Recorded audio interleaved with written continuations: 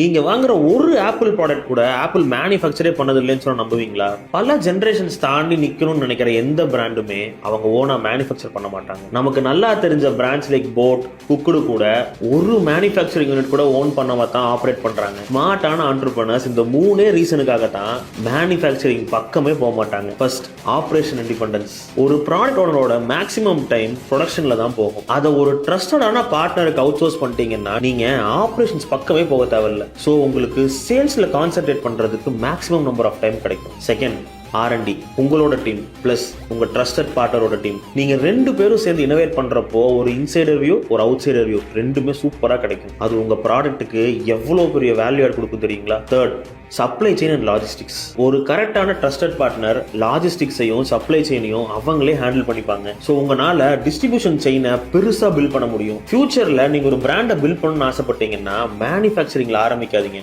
R&Dல ஆரம்பிச்சு மார்க்கெட்டிங்ல முடியுங்க. ஒரு குவாலிட்டியான ட்ரஸ்டட் பார்ட்னர் சூஸ் பண்ண ஆசைப்படுறீங்களா? என்ன ஃபாலோ பண்ணிட்டு குக்குன்னு கமெண்ட் பண்ணுங்க. அந்த கம்ப்ளீட் கைடை நானே உங்களுக்கு பர்சனலா DM பண்றேன்.